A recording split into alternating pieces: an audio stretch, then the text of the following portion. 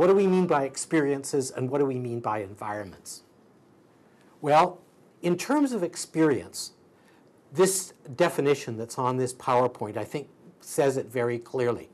By an experience, we basically mean everything that you encounter, both when you're a fetus developing and afterwards, throughout your life, in terms of sounds, touch, vision, smell, food, thoughts, drugs, etc.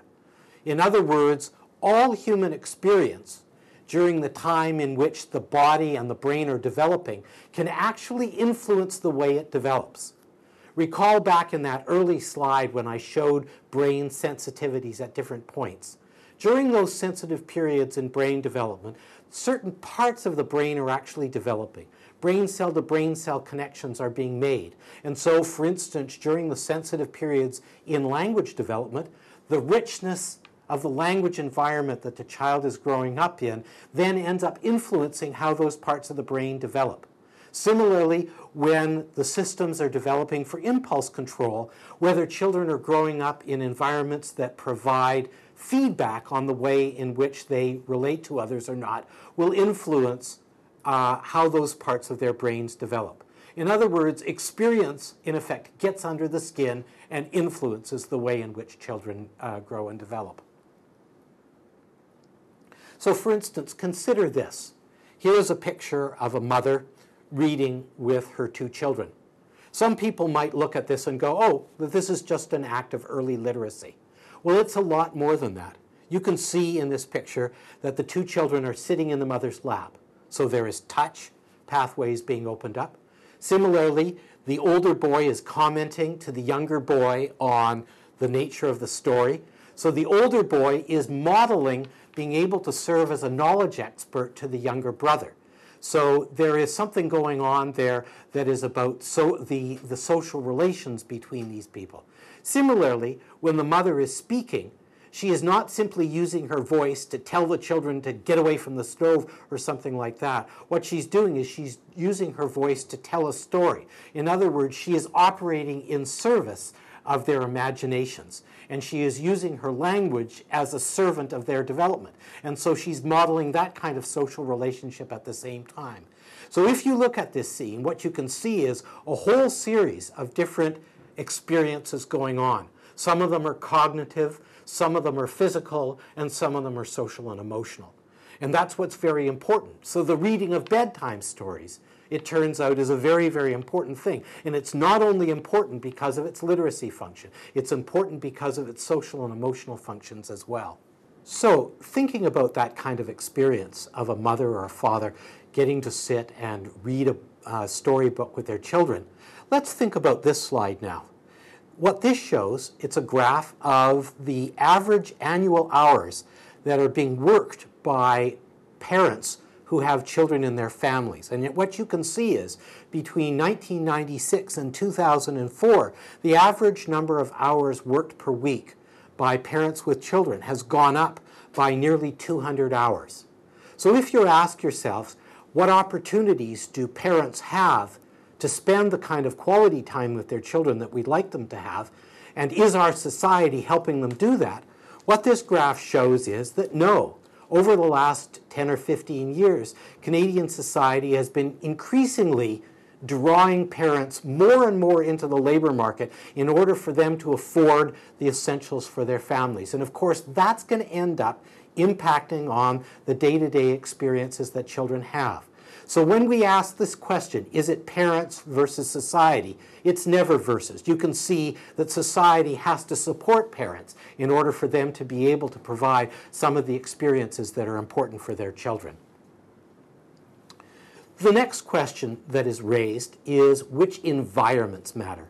We've talked about experiences, but now let's talk about environments. Well, we can divide Canadian society, or any society we'd like, into basically three. The first is the environment of the family, and of course we've talked about that. The family, of course, is where the basic nurturement happens. It's where children spend the most of their waking hours. It's where the pregnancy is successful or a failure. It's where children get most of their early social and emotional cues and get a chance to be attached or not. and it's where they get a lot of their language and their emotional support from. So obviously the family is very important. But the family does not operate in isolation. At the next level out, there is the neighborhood. And in Canadian society, we know that neighborhoods actually have a great deal of impact on early child development. Whether or not neighborhoods are safe or not influences children's development as young as 3 years of age.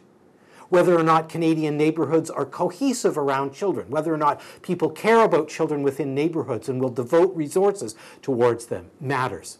Whether or not there are good community services and parks and recreation facilities in the local area matter.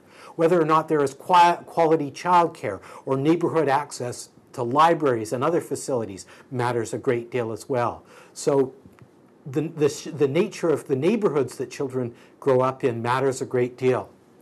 And finally, at the broadest level, society matters. And it matters in a number of ways. First, it matters in terms of whether or not it provides an opportunity for parents to balance work life and home life. Are there good enough job opportunities, and are they flexible enough so that parents can balance work life and home life? Secondly, are we investing enough so that parents in the modern world can do their best for their children? And even more, when parents are at work, are we providing quality childcare experiences? In other words, universal access to quality childcare. These are very, very important questions for all modern societies to focus on. And without society doing its part, it's very difficult for parents to do their best. This next slide helps answer the question of whether or not we as a society are doing our best. And what it shows is what proportion of Canadian children are vulnerable or behind where we'd like them to be in their development when they reach school age. And what it shows is, as you go from the poorest to the wealthiest families in Canada, the fraction of children who are behind where we'd like them to be on their development gradually drops. So that among the poorest children in Canada, nearly a third are behind where we'd like them to be in their development. That is to say, their physical development, their social, emotional, or their language and cognitive development by the time they reach school age. But as we go from there to the middle class and to the upper middle class, it drops from nearly a third to about 14%. In other words, there are vulnerable children right across the spectrum in Canada, but they decline gradually in proportion as you go from the poorest to the richest elements of society. What this indicates then is that we're not necessarily, as a society, giving our children the best deal that we possibly can.